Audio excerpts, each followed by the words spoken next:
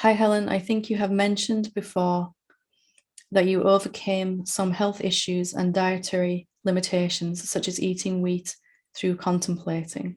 Could you expand on this? As I have issues with certain foods, but I do not remember ever forming a belief, i.e., the intolerance came first, and it was only through observation that I could associate the symptoms with a certain food. I didn't decide to be intolerant to dairy, it just arose. So, how do you undo these patterns? Same with illnesses. I believe we can try to undo these patterns through contemplation, but would appreciate some guidance. Perhaps you could do a guided meditation on dissolving long-term health issues. I know you often use the question, is it really true? But if I ask, is it really true I have inflammatory arthritis? The answer appears as yes. Okay, so again, here is a thought that we have not challenged, that we might not realize we're believing until it comes up in our experience. So anything that's happening to the body like this, like an intolerance to a certain food, like a condition or a disease or an illness, if we begin to think about it differently, it's going to get clearer. And yes, using contemplation can help alleviate these and heal these, but not contemplation on what's going on in the body. If we begin to, the popular thinking as a human being is that the illness, the disease, the intolerance is the main issue. And I have symptoms of that main issue. So with arthritis, for example, I might have pain as a symptom, and arthritis is the cause. But to heal these permanently, I'd like to suggest that we change our thinking, that whatever I see appearing in the body is a symptom of something more original to that. And of course, you said that about beliefs, but not beliefs about what's going on in the body. So my intolerance to certain things I saw was a symptom of some belief that I was holding on to, something that was before and beyond even this. It's showing up in this body-mind vehicle as an intolerance or a disease or a condition or an illness.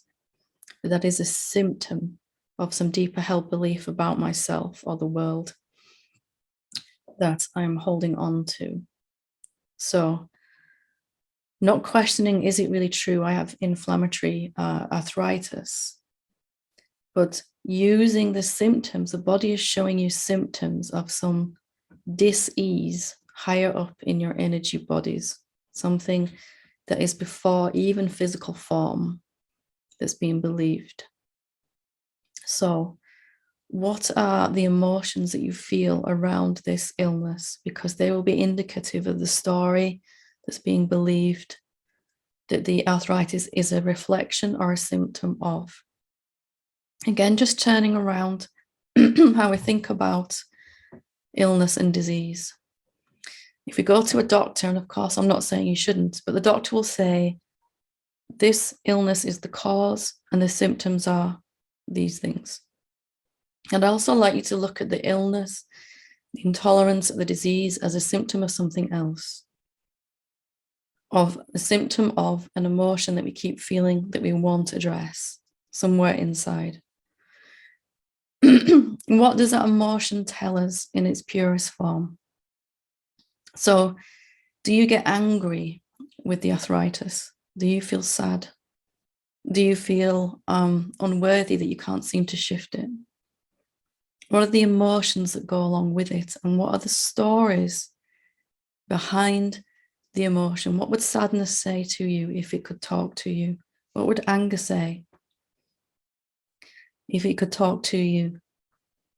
What voice would it say? What words would it say to you deeply inside? Would it say something like, it's not fair? Or, I feel restricted, I'm blocked, I'm powerless? What would it say to you? And that will be the cause of which the intolerance or the illness is the effect, the symptom, the reflection of. So contemplation, yes, and then asking, is this really true? that it's not fair, that I can't move forward? Is it really true that I'm powerless? So just changing around the way that we think about this. And when I began to look at intolerances within my own self, I unmasked the belief in there that I can't get what I want, that no matter what I do, I'm never going to get what I want. And, I don't eat a whole lot of wheat these days at all, but I can eat it now without my body showing these symptoms. There's a healthy respect for this might not be the best thing for my body, but I'm not in chronic pain if I do eat it. My food choices have changed also, of course, as part of that contemplation, but looking at what's happening in the body as a symptom of something before that, as a reflection of something before the body. And that maybe we have this body in mind so that we can see what we're still holding on to, track it back inside. This physical issue is showing me an emotion that I haven't really dealt with. I might have felt the emotion a lot, but I might not have contemplated the story behind it. So just sitting down with the raw emotion of fear or unworthiness or shame or anger, grief, sadness, whatever it is that we're feeling. And when we deal with it on an emotional level, it won't have to show up physically. When we deal with it on the story level, it won't have to show up emotionally. And that's the reason for having a mind and body, so that we can see reflected back to us in our experience what we're still holding on to there. So I hope that one helps.